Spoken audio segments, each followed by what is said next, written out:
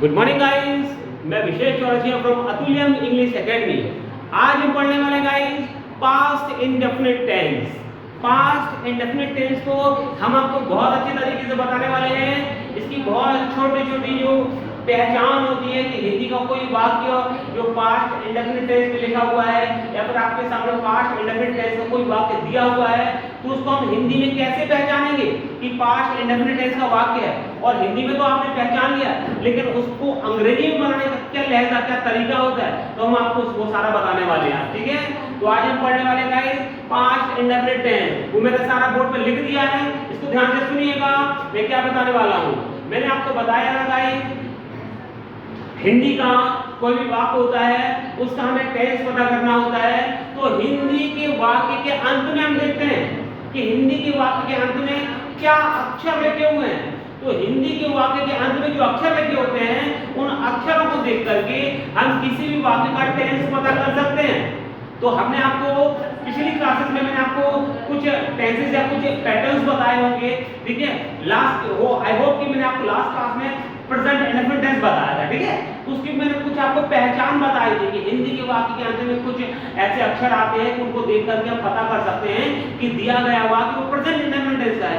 Right, likewise हम आज past indefinite tense पढ़ने वाले हैं।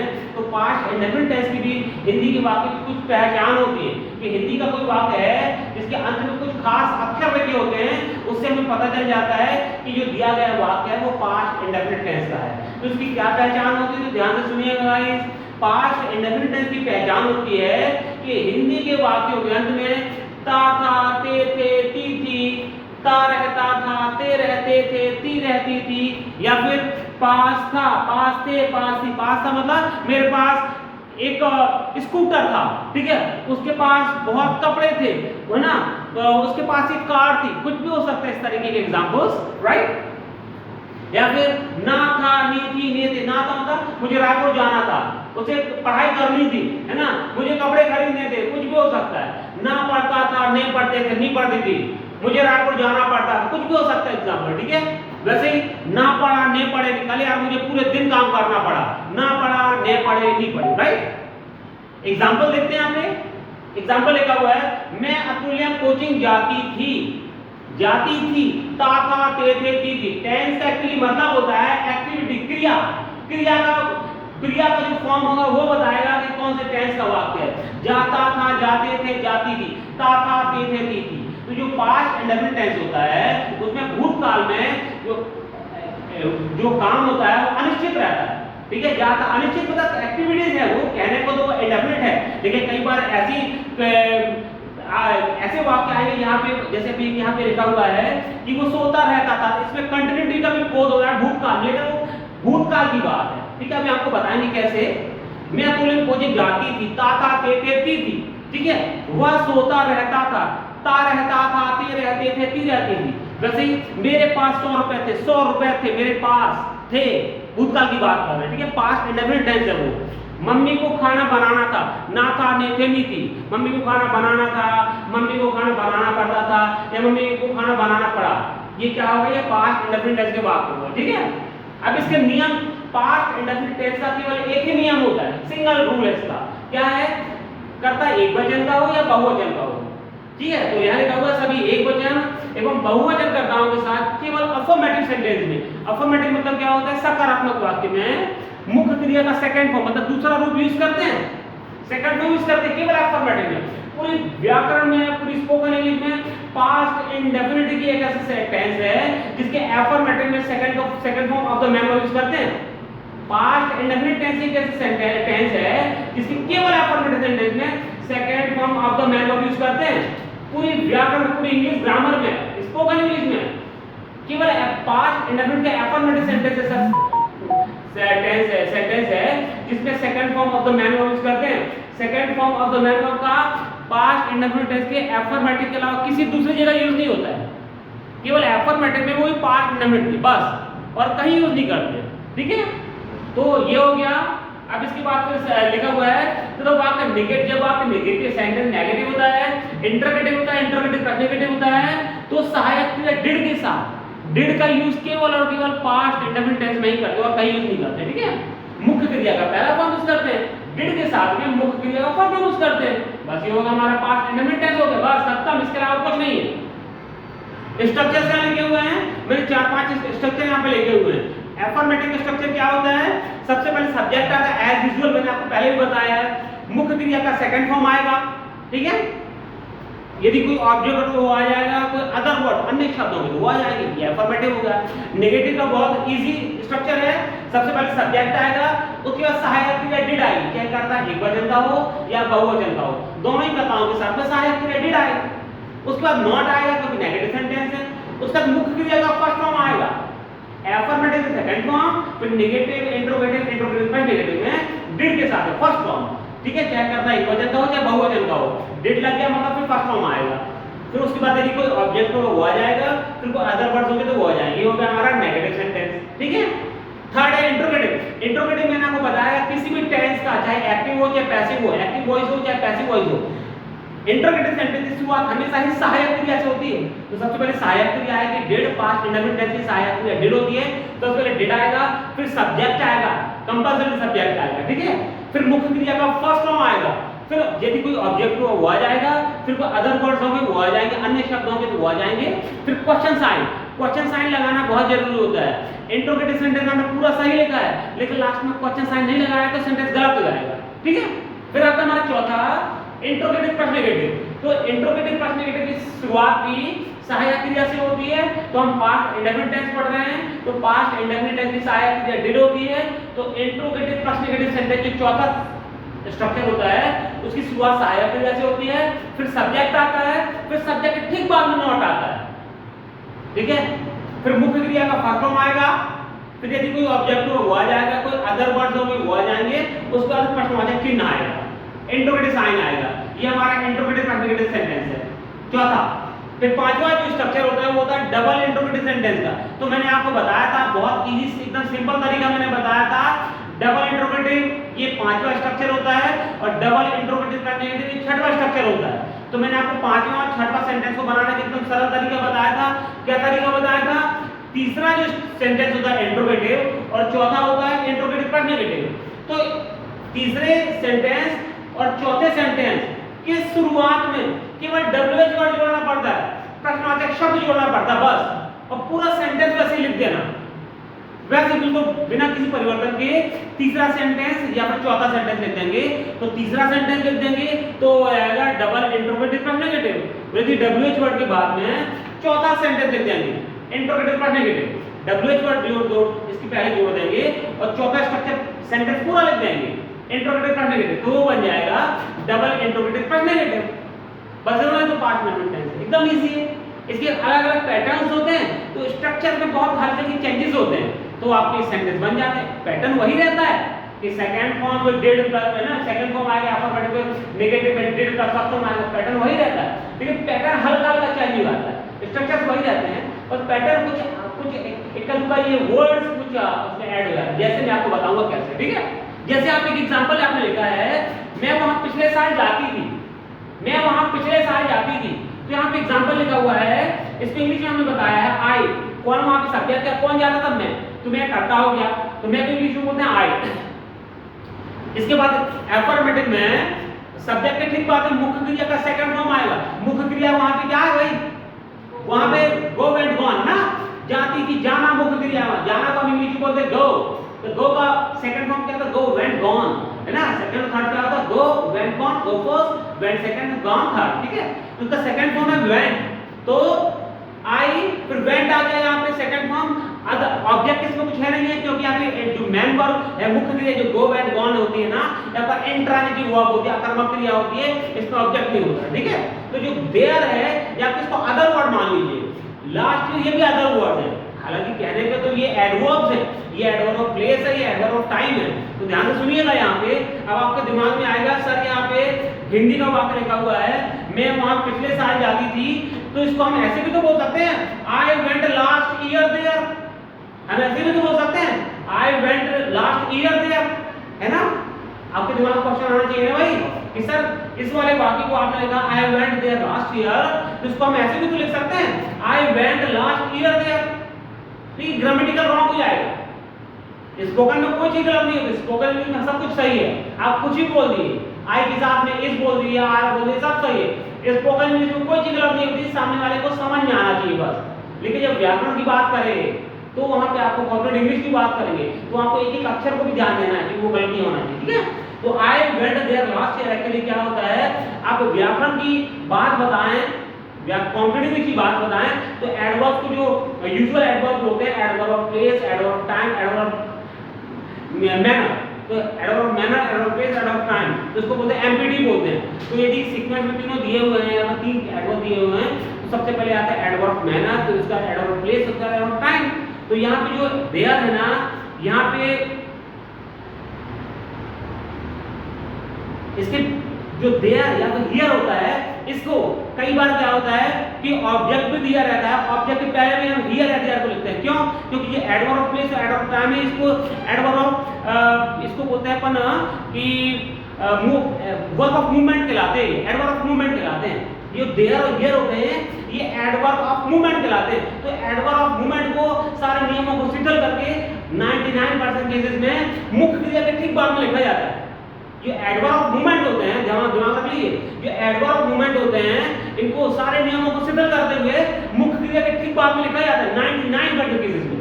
एक्सेप्शन हर जगह होते हैं, अपवाद हर जगह रहते हैं, ऐसा कोई नियम नहीं है यहाँ पे अपवाद ना हो, है कि नहीं? तो कहने का मतलब ये है जो देयर या फिर हियर है ये आपका एडवर्ब ऑफ मूवमेंट कहलाते हैं, एडवर्ब है ना, एडवर्ब ऑफ प्लेस है, तो एडवर्ब ऑफ प्लेस और एडवर्ब ऑफ मूवमेंट को सारे नियमों को शिथिल करते हुए मुख्य क्रिया के ठीक बाद में लिखा जाता है, ठीक है।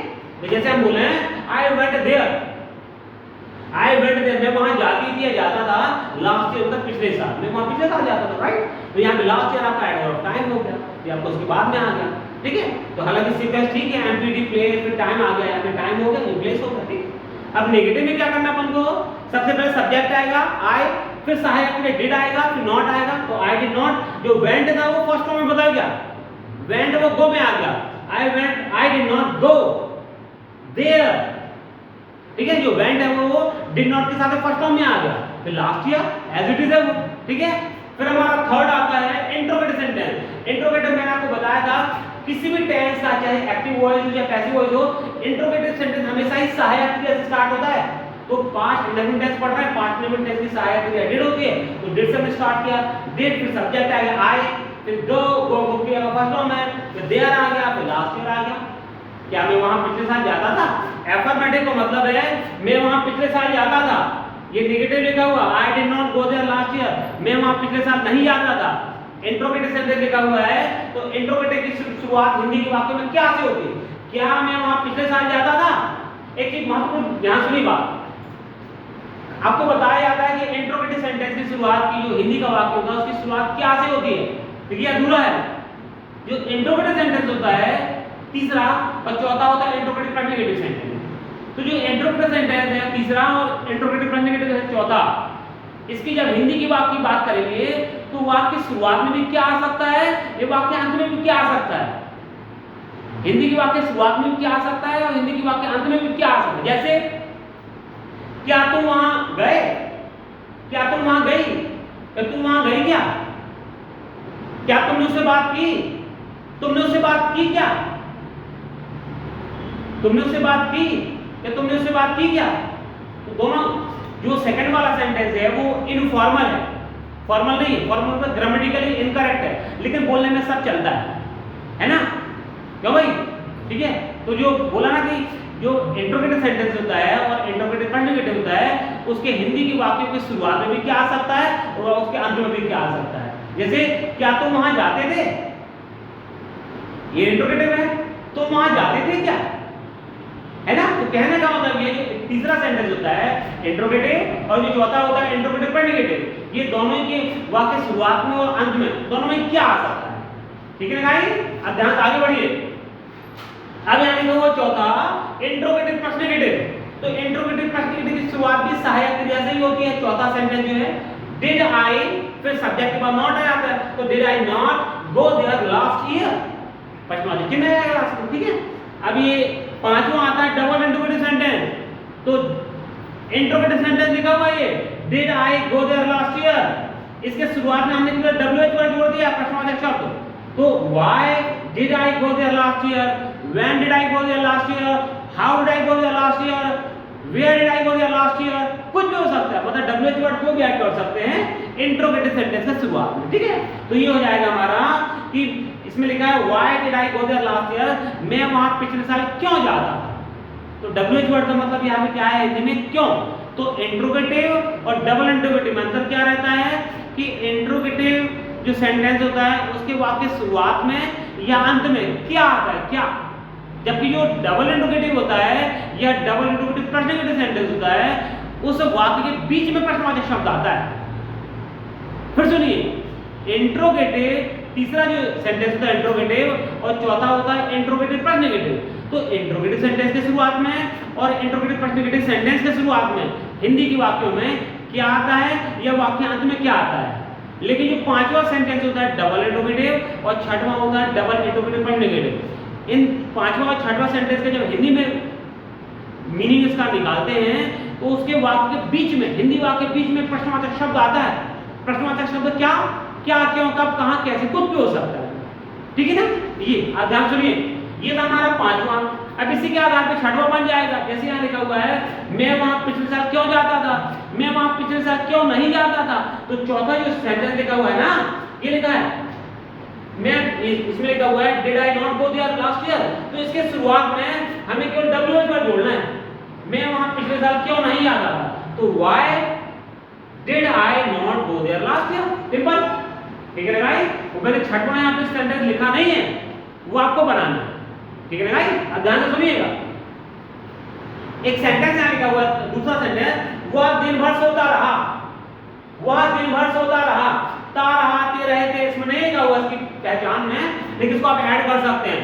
ता रहता था, ते रहते थे, ती रहती थी, तो ये पैटर्न भी वही है, ता रहाते रहते रहती रही, ठीक है।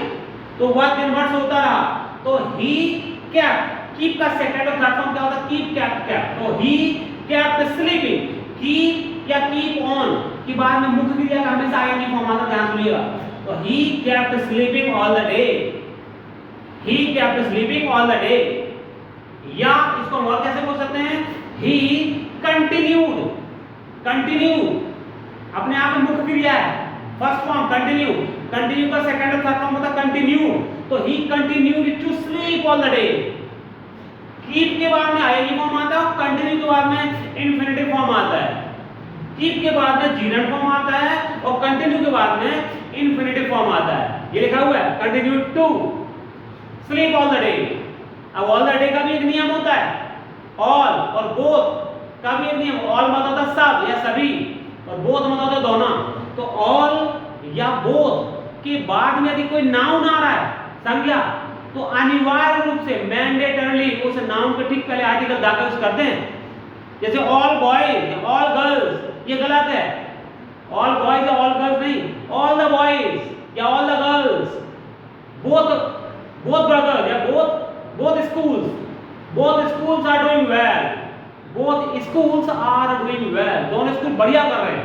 तो ये ग्रामेटिकल रॉन्ग है, क्यों, both schools नहीं, both the schools, क्योंकि both के बाद में क्या कोई नाउन आ रहा है, और जब both या all के बाद में कोई नाउन आए, ये लिखा हुआ है all the boys, all the day, all या both के बाद में कोई नाउन आता है तो उस नाउन को ठीक पहले आर्टिकल दाखिल करते हैं मैंडेटरली, कंपल्सरी, अनिवार्य रूप से, ठीक है। अब ध्यान सुनिए, ये अफर्मेटिव था, ये लिखा हुआ है ना शॉर्ट में ए फॉर अफर्मेटिव, ठीक है। अब नेगेटिव क्या बनाएंगे, ही डिड नॉट, जो केप्ट है वो कीप में बदल जाएगा, he did not keep sleeping, sleeping मतलब जीरंड फॉर्म है, कॉन्टिन्यूअस फॉर्म नहीं है, जीरंड फॉर्म, कॉन्टिन्यूअस फॉर्म अलग होता है, जीरंड फॉर्म अलग होता है। कॉन्टिन्यूअस बताता है रहा, रहे, रही, और जीरंड फॉर्म बताता है ना, नहीं, ठीक है। तो he did not keep sleeping all the day, या इसको हम और कैसे बता सकते हैं, he did not continue, जो continue सेकंड फॉर्म था वो फर्स्ट फॉर्म में बदल गया, क्यों, क्योंकि यहाँ पे did not आ गया, he did not continue to sleep all the day। अब ये जो नेगेटिव सेंटेंस है इसी के आधार पे आप इंट्रोगेटिव बना सकते हैं, इसी के आधार पे आप इंट्रोगेटिव का नेगेटिव बना सकते हैं, इसी के आधार पे आप डबल इंट्रोगेटिव और डबल इंट्रोगेटिव का जनरल बना सकते हैं, ठीक है गाइस, समझ आ गया क्या भाई। इसके अलावा और भी पैटर्न्स यहाँ पे लिखे हुए हैं, यहाँ पे आप इसकी पहचान में आप ये भी भी ऐड कर सकते हैं। बहुत शॉर्ट में आपको बता दूं कि पास्ट इंडेफिनिट टेंस की पहचान होती है कि ये जो लिखे ये तो खैर अक्षर है इसकी पहचान, लेकिन जब वाक्य मुख्य क्रिया पर खत्म हो, जब वाक्य हिंदी का वाक्य मुख्य क्रिया पर खत्म हो तो वो भी हमारा क्या होता है, पास्ट इंडेफिनिट टेंस ही होता है। जैसे मैंने उसे वहां देखा, मैंने उसे वहां देखा, या फिर पापा रायपुर गए, ठीक है, मैंने शॉपिंग की, मम्मी ने चाय पी ली, ठीक है, इसमें है या फिर था थे कुछ नहीं आ रहा है, तो ये आपको समझ जाना है कि ये पास्ट इंडेफिनिट टेंस का वाक्य है, ठीक है ना गाइस, समझ आ गया। आई होप कि आपको समझ में आया होगा। नहीं आया समझ में तो आपको फिर से बताऊंगा। आपको YouTube पे हमारा जो अभी हम इसको अपलोड करेंगे तो YouTube पे आपको वीडियोस को अपलोड डाउनलोड कर लेना है और बार-बार पढ़ना है, इसको देखना है, सुनना है ध्यान से, क्योंकि मैंने आपको कई बार बताता हूं कि किसी ज्ञानी ने बोला, फ्रांसिस बेकन ने बोला था क्या, reading makes a full man, conference a ready man and writing an exact man. Reading makes a full man, conference a ready man and writing an exact man. लेकिन लिसनिंग, इसमें एक line में add करूं इसमें कि listening is the most important thing to enhance your knowledge. Listening, सुनना बड़ा महत्वपूर्ण है आपके ज्ञान को बढ़ाने के लिए, तो सुनना आपको बहुत ज्यादा है, क्योंकि कई बार मैंने आपको बताता हूं ना कि a good speaker is a good listener first guys. आप बच्चे वक्ता बनना चाहते हैं तो वक्ता कौन अच्छा होता है, जिसका ज्ञान होगा, और ज्ञान कैसे आएगा, सुन करके आएगा ज्ञान। बहुत सारे, क्योंकि भाषा आपने थोड़ी बनाई, हमने थोड़ी बनाई भाषा, हमने तो भाषा को बोलकर सुनते सुनते सीखा ना भाई, है ना। तो कहने का मतलब ये a good speaker is a good listener first. Suppose that guy, if you want to be a very good speaker, then this is mandatorily, it's a key to be a good speaker, that you should be a very good listener first. Yes or no guys? ठीक है ना guys. तो आज हमने past indefinite पढ़ा हुआ है। इसके अलावा आपके दिमाग में और भी बहुत सारे कोई भी डाउट्स आते हैं तो आपको मुझसे पूछना है, बेहिचक आप मुझे व्हाट्सएप पे, मेरे पर्सनल मोबाइल नंबर है, आप मुझे मैसेज कर सकते हैं, पूछ सकते हैं। यूट्यूब चैनल में आपको बहुत सारे वीडियोस आपको मिल जाएंगे, पुराने वीडियोस मिल जाएंगे। हम ये वाले वीडियो को भी अभी यूट्यूब पे हम इसको अपलोड करेंगे, ठीक है गाइस।